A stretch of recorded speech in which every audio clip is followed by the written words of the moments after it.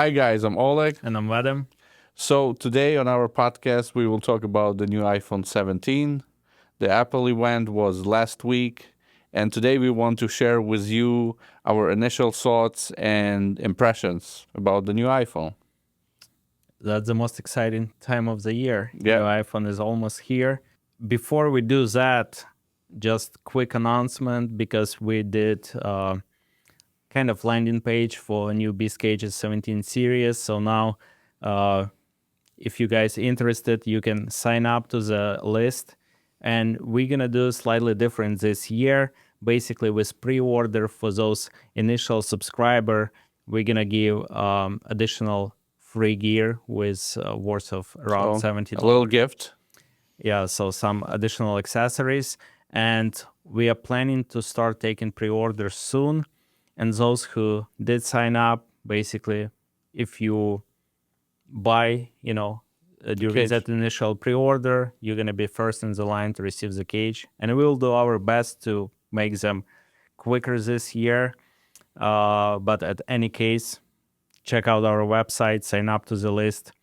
We will also do some updates for those who did sign up with some maybe first pick for actual cage. So we'll figure it out how to give you guys more information if you did sign up. So And also, just before we start talking about iPhone, I want to say that we predict that all the lenses and everything will be compatible. The Beastgrip RAW will definitely be compatible with new iPhone. The same with the Beast mode. It will be compatible with cages, RT, LT mounts.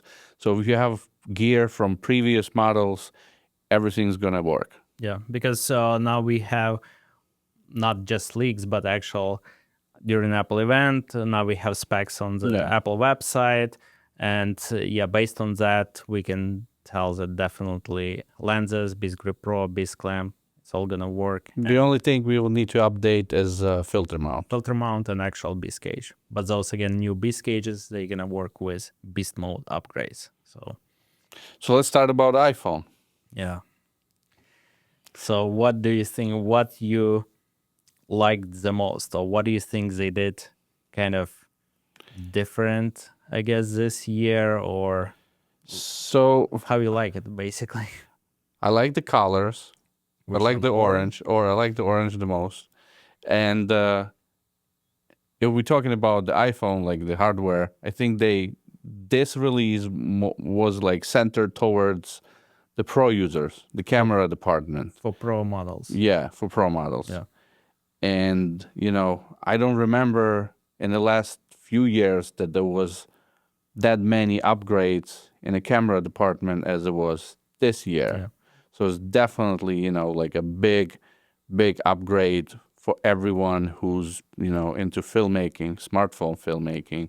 And I think that if people were waiting or debating, if they want to upgrade to 15 or 16, I think if you still have 16 or 15, you kept it for a year, I think right now it's a good time to actually do an upgrade. Yeah. And if you have 14, Definitely. before that, then don't It's a wait. huge because there is so many pro features that kind of piled up from 15 and to 16 and now with 17 I think it's just incredible camera system.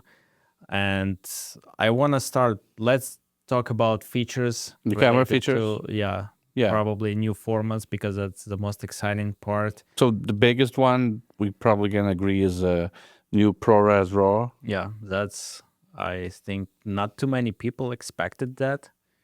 And it was a big surprise and positive one.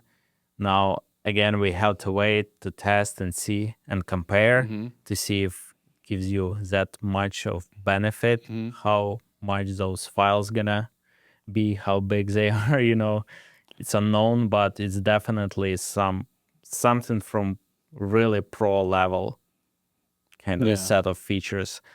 And they also mentioned something about new log 2 profile, Apple log 2. Do you think it's going to be an update or something completely new? We'll see, and it's interesting if it's going to be available for previous 15 and 16 generation iPhones, or just for 17. That's kind of a new profile. We'll see. And yeah, also they didn't even mention that during the event about OpenGate recording. I think it's also kind of big of the deal because you can capture more with the same sensor, just utilizing the whole sensor area. And especially now with social media and vertical content, you still can kind of shoot in horizontal, but instead of 16:9, you go 4:3, and now you have more image captured at in the top every and frame. bottom. Yeah, so it should be easier to reframe, to work with. And yeah, it's exciting. I remember you mentioned about DaVinci Pro that it will be compatible with the ProRes RAW files. Yeah, ProRes RAW. So DaVinci, I'm wondering if Final Cut gonna support that.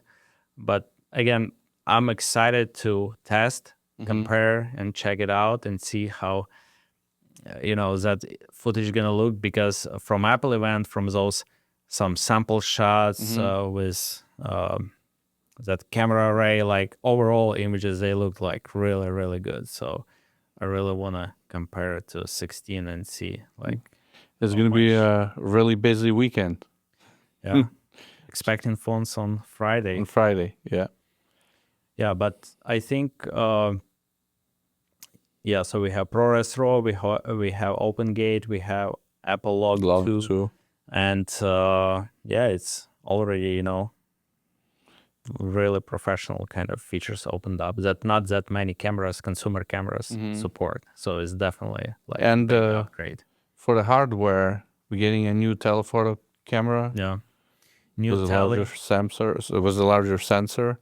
Yeah, so new tele. I mean, we had those mixed leaks, and we kind of touched on that before, because initially it was like, okay, it's 5x, but definitely going to be 48 megapixel sensor. Then we had leak like, oh no, it's going to be 3.5x. And by the end, before the release was like, no, it's 8x optical. So, I was like, okay, we have to wait and see. So they put new sensor, it's larger. So it definitely, we should see it's like 56% larger. Yeah. 48 megapixel. Now with 4x zoom, we have to wait and check it out. But how it's going to work, yeah. Potentially, I hope it's going to work better with external glass than 5x camera. If it is, that's a huge plus, because I will repeat again, I loved 3x camera because I was able to use anamorphic lenses, tele lenses, just to get different perspectives, still use external glass. With 5x, it was only tele lens that was giving good results for like tighter close-ups. Now with 4x, with new sensor, if it's gonna work better with tele lenses, maybe even with anamorphic, and better quality that is comparable to main sensor, so it's more consistent, that's like a huge plus, huge upgrade. Because for the past 2 years with 15 Pro Max, 16 series with 5x lens, I didn't use that camera much at all. Yeah. Well, we'll do the testing. We'll see.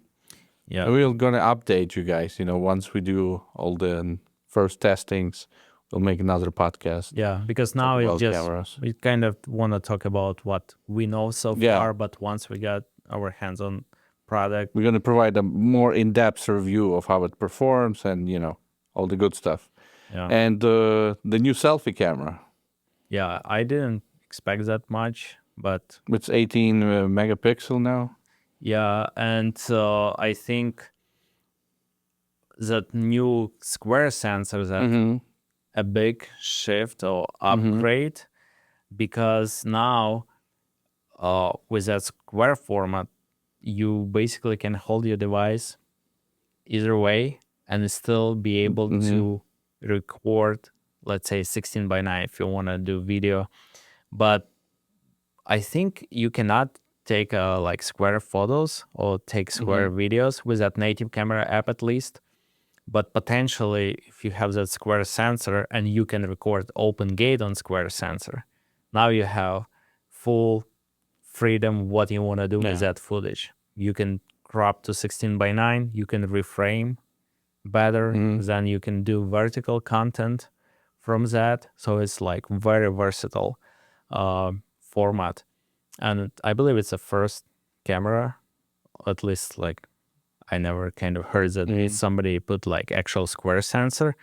And it's interesting because maybe we'll touch on that a little bit later towards the end of the podcast, but I think it's potentially can open up like a lot of flexibility in the future if it's going to transition to the main back cameras. But let's touch on that a little bit later. Okay, so let's talk about the additional features that are actually, beneficial to camera on the new iPhones. So definitely a bigger and larger, the larger capacity battery now. I believe that's like the biggest battery they put, and it's on Pro Max. I think it's even bigger than on Samsung Galaxy S25 Ultra. So it's definitely like upgrade, especially if they say the new processor is 40% more efficient. So overall, it should give you a longer runtime, even with the camera. And plus the vapor cooling chamber. Yeah, so that's another kind of new thing that hopefully gonna fix that overheating issue. And if you combine it all together, like larger battery, cooler device, iPhone on steroids. Yeah, with longer battery life and everything, and and then the aluminum frame. Yeah, it's kind of better for heat. So that's what they said, 20 times better heat, whatever. The word for it is. Yeah.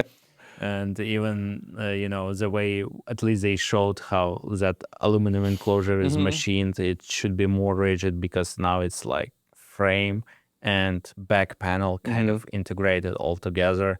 Plus that new sapphire, whatever glass of the back panel. So, even stronger, they said that it's going to be like much more... but screen also, it's also kind of... scratch resistant and anti-glare. Yeah, plus 3000 nits peak brightness. So now if you take like upgraded camera, new formats, new telecamera, better battery, cooling, brighter screen with anti-reflective coating. That's really good for outdoors. Yeah, and all that together, I think is piles up to like really significant upgrade, at least for pro users who's actually running those devices for long period of time, and they need reliable, efficient and not overheated camera, basically. Yeah, that's because sometimes if iPhone would, show you the message overheat, and you gotta turn everything off and wait until it cools off, or even screen can go down, like it's not that bright, You're outside, it's hot, your phone getting hot, your screen getting dim. Yeah, that's the whole really messy situation sometimes. Well, let's see, how this one's gonna work. What about the new Blackmagic hub? I want to check it out because you see, we are using hubs and we always have issues with hubs. So hopefully, because my understanding, Blackmagic collaborated with Apple, so I think this time we're gonna have more reliable solution to use to connect different accessories. Yeah, because the way they showed that promo clip with multiple iPhone array that I think was heavily inspired by 28 years later and their experience. Yeah. Because they had to manage all those cameras and sync them later. So now with that hub, with ability to synchronize all the cameras if you do like 20 or 40. I mean, it's a crazy extreme way of using those cameras, what they showed, but I really like in that promo how smooth it was. I'm assuming it was so many cameras to get those perfect transition steps. But even for, reliable power, reliable video output, SSD drive, they also have for sound monitoring, 3.5 millimeter jack. We have to order that and check it out. The only things that I kind of don't like, they had fixed cable, which is kind of limiting you where you can connect the hub. because if I want to put it somewhere, even maybe, Yeah, so separately and just run single it's cable. short. Yeah, you can do that with kind of extensions, but yeah, I think it would be more practical to have detachable cable to give user ability to Yeah. position that hub anywhere they want. But in any case, we'll check it out and see how it performs compared to other hubs that we use. And the MagSafe, it's still the same position. They didn't change it. Yeah. They just moved the logo, but everything stayed the same. So it was just aesthetic kind of change to position that logo at the center of that new glass back. But yeah, MagSafe at the same spot, so we don't have any more room, in the cage, because we were hoping if it's gonna go a little bit further away from camera modules, then potentially we could have enough room to actually utilize MagSafe within the cages. Not this model. Yeah, but again, we just released that MagSafe mount, so at least to physically attach MagSafe accessories, SSD drives, Yeah. maybe some hubs. There is a plenty of like MagSafe smaller hubs. Yeah, you can utilize that one, but yeah, it's the same spot than before. So I would say that, with all the updates, the new iPhone is definitely becoming like the most, flexible and advanced camera system for pro users. Pro users, and also let's say for any creator, because think about that. Now, let's say if you get iPhone, you're not getting that device just for the camera, right? You're getting cell phone to use. Yes, of course. And it comes with like amazing camera system. So now you have excellent screen. We'll see how that cooling and battery gonna perform. You have camera systems that you can push it far, You can just use regular natural profiles. It's already capturing amazing video, but you have that option to go with ProRes Log, now ProRes RAW, now 4:3. Even image stabilization on selfie camera. Now you have this action mode on selfie camera with better sensor and dual recording mode. Yeah, we forgot about that, the dual. Yeah. So if you combine all of that, you have perfect image stabilization, you have really good sound from built-in microphones, you have excellent cameras, excellent selfie camera. Of course, we have to test it to say it's excellent, but it should be better. Yeah. Now imagine if, because I mentioned last time on that it will be additional support for earbuds to record high quality sound, because right now, I don't know, I mean, it works with third-party apps. You can even monitor your sound, but that quality is not great. So, and those microphones are great. They just cannot record, at least for now, great sound quality with video apps. If they're gonna fix that, and you have those headphones, and maybe you can connect multiple headphones. So now you don't need external clip-on mics or whatever, because I have this natively integrated Apple devices that work seamlessly together. Yeah, that would be cool. Multi-camera shoot. You already have Final Cut Pro that can support 4 cameras. You can monitor, set them up. Blackmagic also does that. Now, what camera you have on the market that can match all these features? None. On top of that, editing on the go, sharing. You can put LumaFusion, you can put DaVinci, you can put Final Cut. You can do so much with that. And yeah, the only limitation is like lenses. You have that fixed look, so, but if you want to kind of push level it it more, up, you can add accessories. Yeah. So basically, single device can go from handheld tiny camera to huge rig with cinema quality glass, and beyond. You can do whatever you want with that. Or even use our Pro Series lenses and expand, just possibilities so simple much setup more. with conversion lenses. from that to like DF adapters or Yeah. something like Photon, or just a handheld without anything, Yeah. you can do everything just with single camera. So I think it's getting serious. Yeah. Yes, definitely. So what do you think about, maybe it's too soon to talk about it, but what do you think would be the next big updates, maybe in the next model, or what do you feel like they could add to this one they kept for the next one? I think everyone was kind of expecting 8K. Yeah, there was a lot of talk about that. Yeah.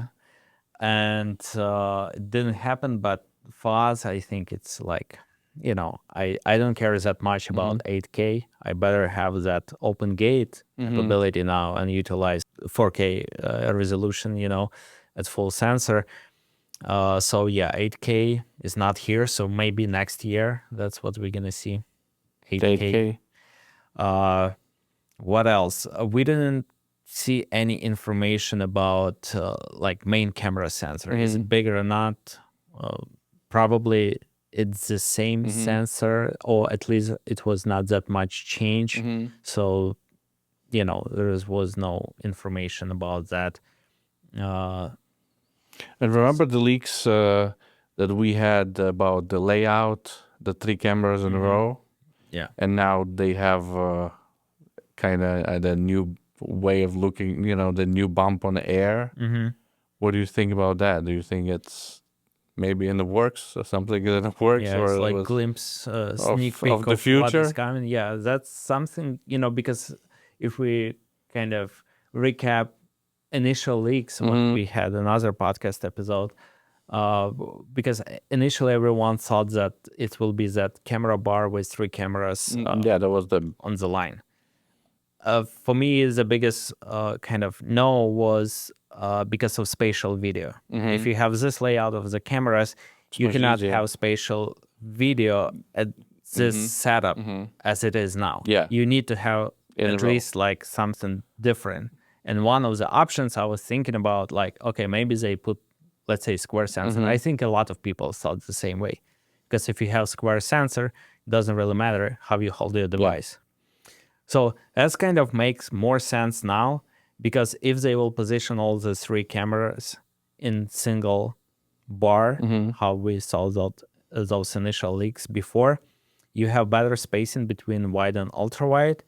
Let's say you have square sensor, so you can hold your device like this vertically and record horizontal spatial video, or vertical, or even square, and then crop it. Because I think majority of users, if you really want to adapt that technology, maybe in the future we're gonna have some cheaper headsets that everyone can have afford. and afford, than like a lot of majority of people, even myself. If I quickly record something, I hold my device vertically, because I know I'm not gonna, it's just for memory. Let's see. Yeah. So it's kind of all makes sense. Square sensor, this camera layout, maybe that's the new Spatial way video. they're gonna have those phones. They're gonna be thinner. Who knows? We'll But see. I'm thinking like next year, probably we're not gonna see huge updates. At least I think they still gonna look. Based on the previous years, how it was going, yeah. But in 2027, It's the anniversary, huh? 20 years of iPhone, and I really hope we're gonna see those new sensors that they had patent for recently, aperture control, image stabilization. They had some new sensor for image stabilization, then another patent for like new telephoto. So a lot of new patents came out recently. So I really hope that for 20 years anniversary, we're gonna see some groundbreaking features in the camera department that gonna change the whole industry. Well, let's see. So I think we covered everything what they presented in these new in this video, the Apple event. And also, guys, don't forget to sign up to the newsletter for Beastcage's 17 series. For those subscribers, we're gonna send link to pre-order cages and receive $70 worth of additional gear. and you will be first in the line to receive new cages. So that list is open. Go ahead, sign up, and be the first to get new cages. Yeah, and we're going to keep you updated with estimated, official release dates. Yeah, we're hoping we will be able to deliver them quicker this year. I really hope so, but Fingers crossed. yeah, stay tuned. And also, once we get we mentioned, once we get the new phone, we're going to record another podcast with a little more information, about compatibility, how it works with lenses, give you some sample footage, all the good stuff. And for now, if you like this podcast, please sign up to our channel, like this video, and we'll see you shortly in the next podcast. Thank you, guys.